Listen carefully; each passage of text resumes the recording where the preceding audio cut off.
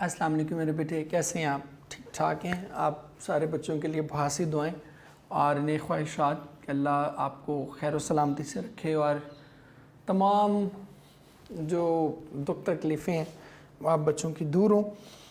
आज मेरे बेटे हम करने जा रहे हैं एक्सरसाइज नंबर 10 और 11 भी हम कोशिश करेंगे कि उसके साथ ही हम कर लें। हमारे पास अब थोड़े लेक्चर्स हैं तो हम उसको ज़रा देख लेते हैं। नंबर 10 का पहला अगर हम देखें, the jury is divided in their opinion. अगर इसका रूल आप देख लें,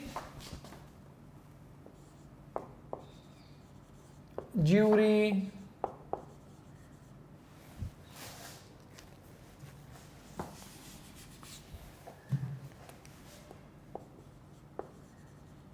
बेंच और एनी कलेक्टिव नाउन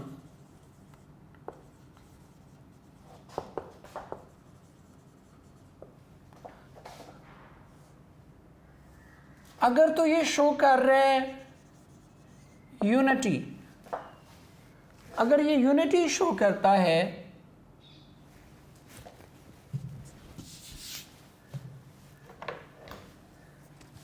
अगर ये शो करता है जनाब यूनिटी,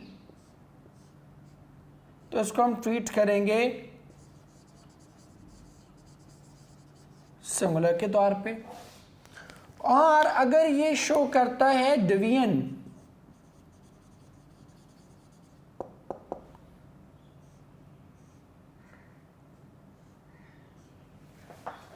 डिवीजन को शो करता है तो फिर हम इसको यूज करेंगे प्लूरल के तौर पे। अब द ज्यूरी इज डिवाइडेड है ना, तो ये डिवीजन को शो कर रहा है, एक मुत्तफिक नहीं है किसी जगह पे। और ये हम करते इसलिए हैं कि देखिए कलेक्टिव नाउन क्यों कलेक्टिव होता है, उसको हम सिंगुलर क्यों कंसिडर करते हैं। उसको सिंगुलर कंसिडर ही उसके यूनिटी की वजह से किया जाता है। मतलब टीम है तो टीम को हम क्यों सिंगुलर समझते हैं, इसलिए because all of them are fighting for the same cause. Class है तो उसको क्यों सिंगुलर के तौर पे ट्रीट करते हैं, because all of them are reading the same subjects. एक ही तरह की क्लास होती है। तो अगर वो उनमें यूनिटी ही नहीं रही तो वो जो उनकी सिंगुलैरिटी की वजह थी वो ख़त्म हो गई। तो अगर वो ख़त्म हो गई तो अंडरस्टूड है कि हमने क्या करना है, उसको फिर हम एक यूनिफाइड यूनिट के तौर पर याद नहीं रख सकते, ये इस्तेमाल नहीं कर सकते। तो the jury are divided in their opinion. Option हम क्या चूज करेंगे, ऑप्शन अल्फा चूज करेंगे। नेक्स्ट देखें जी, he cannot pull on well with his wife, he cannot pull on quite well with his wife, कि वो कुछ ज़्यादा उसके हालात बेहतर नहीं थे। प्रपोजिशन का एरर है तो क्वाइट वेल ही आएगा। ऑप्शन हम इसमें चूज करेंगे बीटा। नेक्स्ट देखें जी, नंबर 3 पे, who are you expecting now. अब देखें, जिस मैंने आपको बताया हु होम का हम एनालिसिस कर चुके ऑलरेडी, कि अगर तो वो डूअर है तो हु और अगर रिसीवर है तो होम। मैं एक बार फिर आप लोगों के लिए उसको रिमाइंड करवा देता हूँ उस सारे को। हु और होम ये किसके लिए था, डूअर के लिए, और ये किसके लिए था, ये रिसीवर के लिए।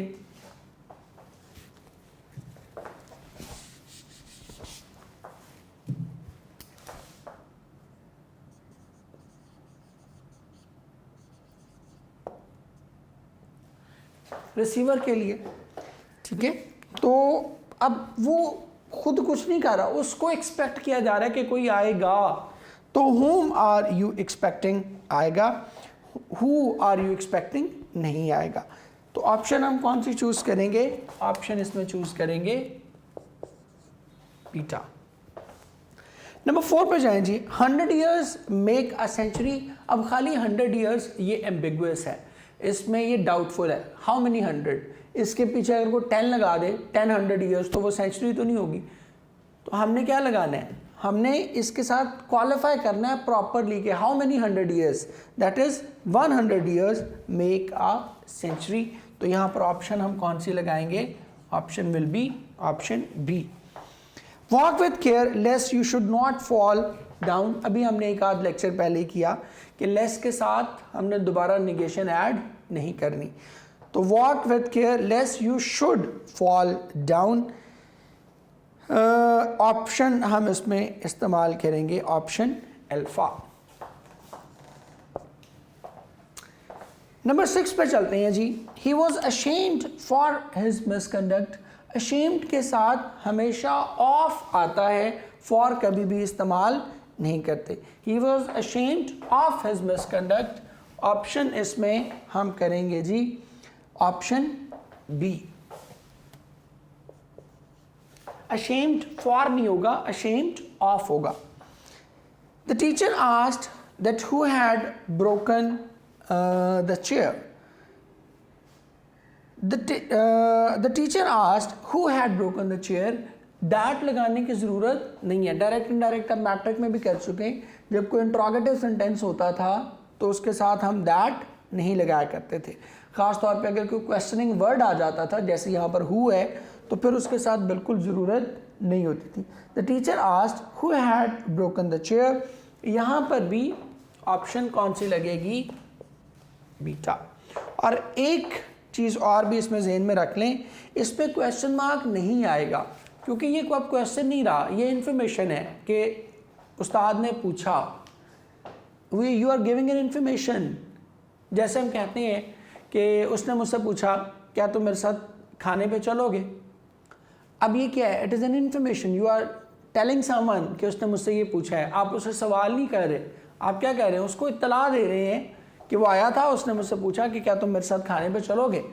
तो ये क्या है? It is an information, it is not a question, तो इसलिए क्वेश्चन मार्क नहीं लगेगा। The teacher asked who had broken the chair.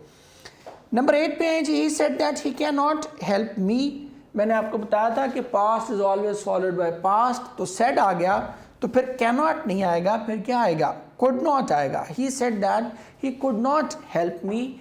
यहाँ पर भी ऑप्शन हम क्या चूज करेंगे? ऑप्शन बीटा चूज करेंगे। नंबर 9 पर आएंगे जी। Do not speak a lie. Speak a lie नहीं होता, हमेशा टेल अ लाई होता है। Do not tell a lie, option हम इसमें चूज करेंगे option C.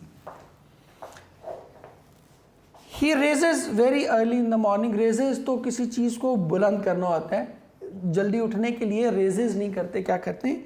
Rises. He rises very early in the morning, option हम कौन सी चूज करेंगे? ऑप्शन चूज करेंगे ऑप्शन अल्फा। सो इस तरह से ये एक्सरसाइज 10 हमारी कंप्लीट होती है बेटे। अब हम चलते हैं एक्सरसाइज 11 पे, सो दैट के हम इसको ख़त्म कर लें।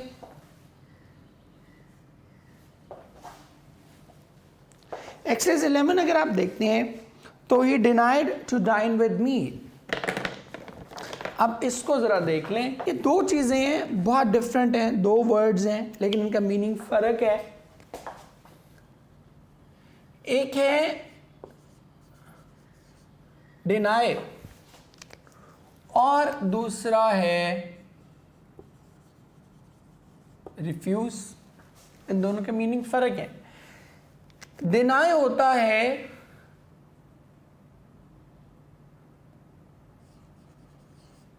किसी इल्ज़ाम का इनकार करना, कि आप पर कोई एलिगेशन लगाया जा रहा है और आप कहते हैं कि नहीं, मैं इसको डिनाई कर दूँ।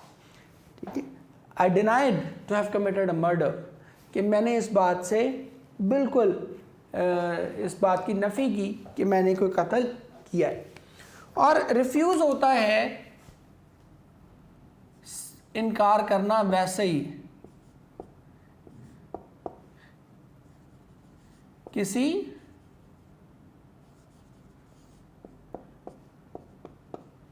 पेशकश का, मतलब इसका भी इनकार करना होता है, लेकिन ये किसी ऑफर का इनकार करना है कि आपको किसी ने कुछ ऑफर की and you refused, that is refusal, that is not denial. तो ये deny to dine with me नहीं होगा, he refuse to dine with me, that is option A. आगे चलते हैं जी।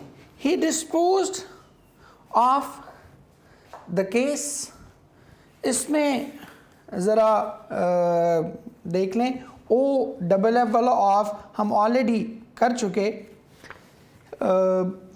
ओ सिंगल एफ वाला और डबल एफ वाला ऑफ जो है हम ऑलरेडी उसको देख चुके हैं कि ओ डबल एफ वाला कहाँ आएगा और सिंगल एफ वाला कहाँ आएगा। अब हमने डबल एफ वाला कहाँ किया था, अगर आपको याद हो तो हमने किया था डिस्टेंस, डिटैचमेंट, डिफरेंस और एक्सटर्मिनेशन, खात्मा। अब ये डिस्पोज ऑफ करना किसी भी तरह से वो वाला डबल एफ वाला ऑफ नहीं है, तो इसलिए हम कौन सा करेंगे, सिंगल एफ वाला ही करेंगे। He disposed of the case, delta option will be the correct option. आगे चलते हैं जी। If you are short of money you can lend it from me. Lend उधार लेना होता है, ठीक है, सॉरी लैंड उधार देना होता है, बोरो उधार लेना होता है। अब वो पहले जो शॉर्ट ऑफ मनी है, पहले उसके पास पैसे नहीं है, वो मजीद उधार दे तो नहीं सकता, he can not lend, he can only borrow. वो उधार ले सकता है, दे नहीं सकता, ठीक है। तो if you are short of money you can borrow it from me, ठीक है। So option delta is the right option. Borrow it to me भी इसलिए नहीं हो सकता कि किसी से कर्ज लिया जाता है, ठीक है, बोरो का मतलब कर्ज लेना होता है। कर्ज लेना किसी से होता है, किसी को नहीं होता। मैंने उसको कर्ज लिया नहीं, मैंने उससे कर्ज लिया होता है। None of the two boys has done his work. अब मैंने आपको बताया था कि दो लोगों के लिए हम नन नहीं यूज़ करते, दो लोगों के लिए हम क्या यूज़ करते हैं, नीदर यूज़ करते हैं, और दो से ज़्यादा लोगों के लिए हम नन यूज़ करते हैं। ये ऑलरेडी हम डिस्कस कर चुके हुए। तो none of the two boys नहीं करेंगे, हम क्या करेंगे, neither of the two boys has done his work. Option क्या आएगी, ऑप्शन सी आएगी। नेक्स्ट देखिए बेटे, ईदर यू और आई आर रॉन्ग। अब इसमें देख लें ज़रा, ये ज़रा है, मैंने आपको पीछे कहा था कि हम आगे इसको डिस्कस करेंगे।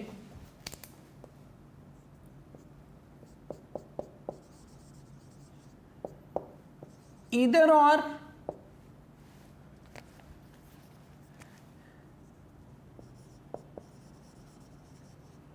या neither nor,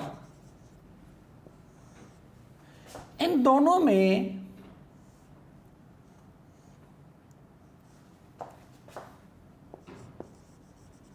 verb will be used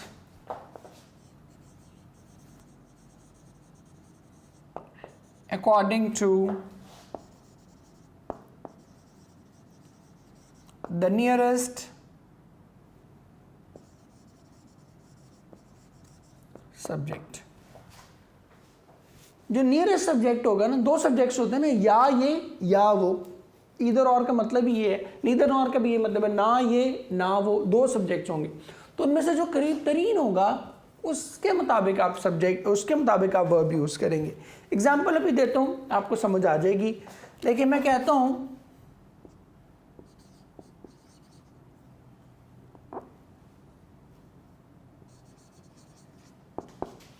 neither he nor his brothers are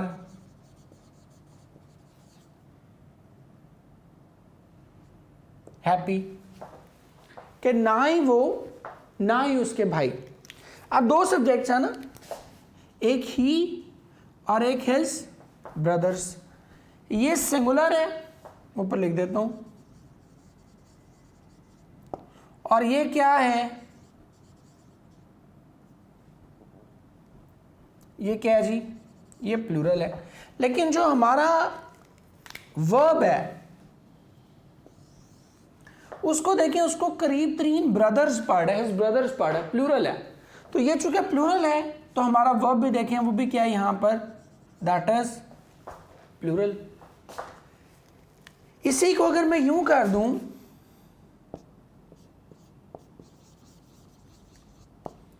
कि नीदर, चलो और थोड़ा नीचे लिख दो,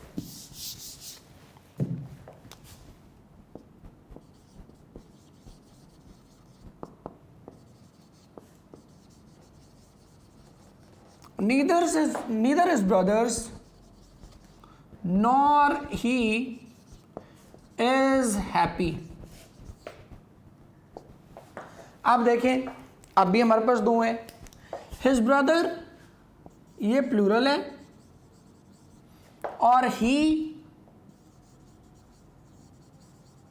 सिंगुलर है, लेकिन हमारा जो वर्ब है, वर्ब हमारा ये देखें, वर्ब जो है इसके नियरेस्ट कौन से है, सिंगुलर नाउन इसके करीब है, प्लूरल नाउन अब इसके करीब नहीं है, प्लूरल दूर वाला है।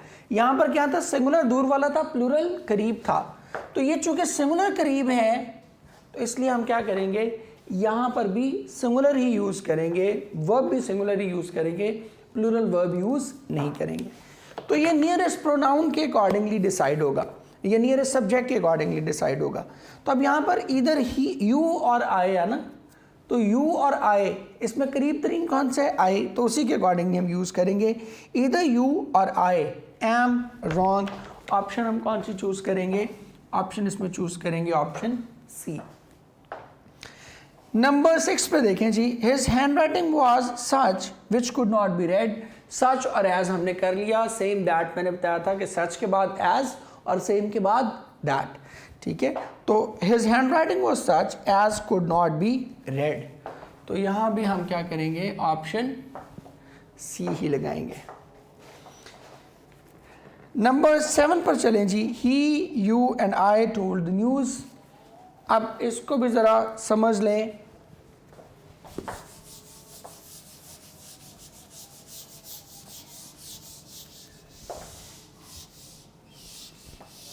कि अगर एक से ज़्यादा प्रोनाउन हो ना, फर्स्ट पर्सन भी हो, थर्ड पर्सन भी हो, सेकंड पर्सन भी हो, तो फिर उनको हमने कैसे इस्तेमाल करना है, किस तरतीब में इस्तेमाल करना है, ऑर्डर कौन सा होगा उनका। उसमें दो चीज़ें मैटर करती हैं, एक तो ये कि वो क्या कोई पॉजिटिव खबर दे रहे हैं तो फिर ऑर्डर और होगा, अगर नेगेटिव न्यूज़ है तो फिर ऑर्डर उनका फ़र्क होगा।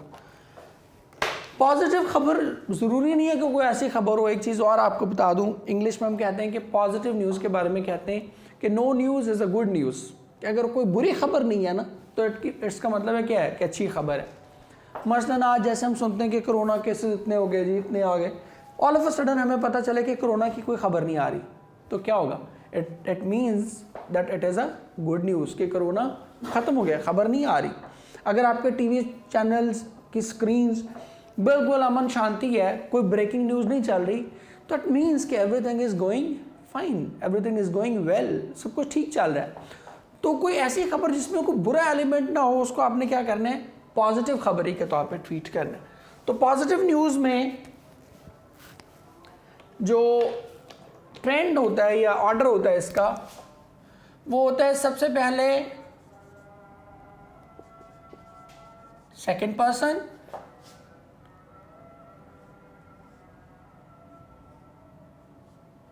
फिर थर्ड पर्सन और एंड पे फर्स्ट पर्सन। और नेगेटिव न्यूज़ में क्या होता है, सबसे पहले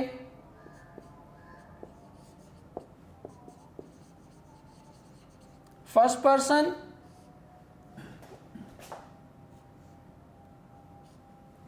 फिर थर्ड पर्सन और एंड पे। अब इसकी रीज़न भी आपको बता देता हूँ कि ऐसा हम क्यों करते हैं। इसकी रीज़न प्योरली हमारी मोरालिटी है। देखिए, अगर कोई अच्छी खबर है, सेकंड पर्सन कौन है जो आपके सामने मौजूद है, और थर्ड पर्सन कौन है जो उस काम में शामिल था लेकिन सामने मौजूद नहीं है, फर्स्ट पर्सन आप खुद होते हैं। अब इसमें एक और चीज़ भी देख लें कि थर्ड पर्सन ने तो बहरहाल क्या आना है, थर्ड पर्सन तो बहरहाल क्या है, सेंटर में ही है। आपने बस ये ख्याल रख लेना है कि अगर अच्छी खबर है तो सेकंड पर्सन पहले और बुरी खबर है तो फर्स्ट पर्सन पहले। वजह उसकी क्या है, मोरालिटी का तकाजा है, हमारा इखलाकियात का तकाजा है। देखिए जब कोई काम गलत होता है, पहले पॉजिटिव की चलें बात कर लेते हैं, अच्छा होता है तो हम क्या करते हैं, सबसे पहले उसको क्रेडिट दें जो आपके सामने है कि जी आपने बड़ा अच्छा काम किया।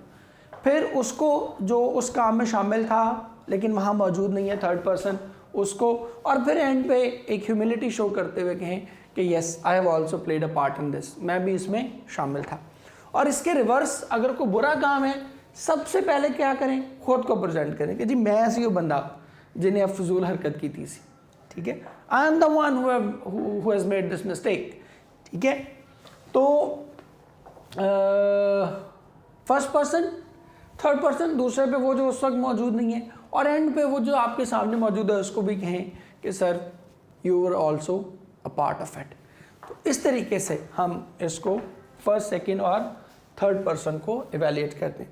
अब he, you and I told the news, अब इसमें कोई बुरी बात नहीं है तो हम इसको क्या ट्रीट करेंगे, पॉजिटिव न्यूज़ के तौर पर ही। तो पहले सेकेंड, थर्ड और first, it means you, he and I, ये हम करेंगे। तो ये ऑप्शन कौन सी है, you, I and he, sorry, you, he and I told the news, option alpha is the right option, और उसी को हम क्या करेंगे, अपना टिक भी करेंगे। नेक्स्ट देखें जी, नंबर 8 पे 5 and 5 मेक 10, दो हो गए ना, 5 and 5, हिरा एंड असलम, तो प्लूरल हो गए ना, सिंगुलर तो नहीं हुए। 5 and 5 मेक 10, ऑप्शन क्या आएगी, ऑप्शन सी आएगी, क्योंकि मेक्स तो हम यूज़ करते हैं ही, शी, इट के साथ या किसी सिंगुलर नाउन के साथ। They played football under the rain, in the rain होगा, अंडर द रेन नहीं होगा। मैं इसकी वजह भी आपको बता देता हूँ, बीटा ऑप्शन, इसीलिए मैं मुस्कुराया भी हूँ कि अंडर द रेन बड़ा इसका मतलब ख़राब हो जाता है। देखिए बारिश कहाँ पड़ी है, ज़मीन पर, और अंडर द रेन होने का मतलब क्या है, ज़ेरे ज़मीन, हाँ, घुस गए नीचे कब्र में, ठीक है, सुकून जैसे कब्र में, तो फिर आप एक पुरसुकून जगह पे पहुंच जाएंगे अगर आप अंडर द रेन खेल रहे हैं। You are not playing under the rain, you are playing in the rain, कि बारिश हो रही है आपके इर्द गिर्द और आप उस बारिश में खेल रहे हैं। The cattle is grazing in the field, the cattle are grazing in the field, cattle plural है, ये कभी भी सिंगुलर में इस्तेमाल नहीं हो सकता। So option B will be our right option. नहीं बच्चों, इसके साथ हम ज़रा प्रपोजिशंस को भी अपना देख लेते हैं, क्योंकि इडियम्स हमने ख़त्म कर लिए अपने, तो प्रपोजिशन की भी एक आध एक्सरसाइज कर लेते हैं ताकि हम जल्दी से अपने सिलेबस की कंप्लीशन की तरफ जाएं।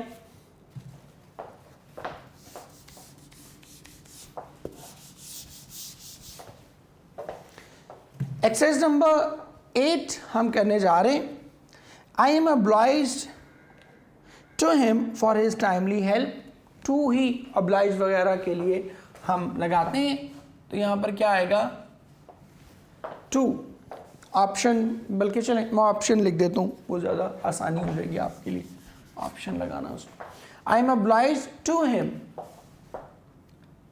Option beta, oblige, thankful, grateful, इन सब के साथ, चले मैं इधर लिख भी देता हूँ उसको साथ।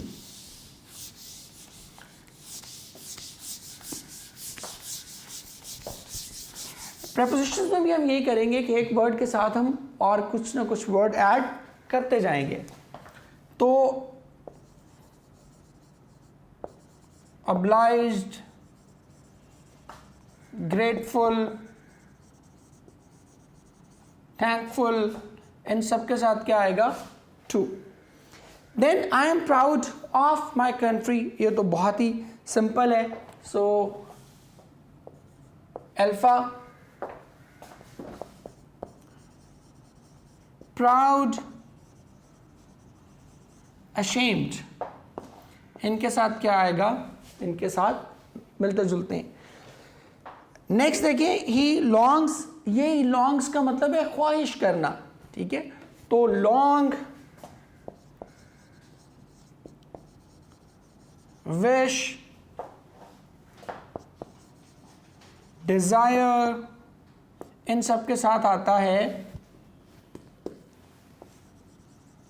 For, he longs for a car. So option यहां क्या बनेगी, ऑप्शन हमारी बनेगी सी। नेक्स्ट देखिए जी,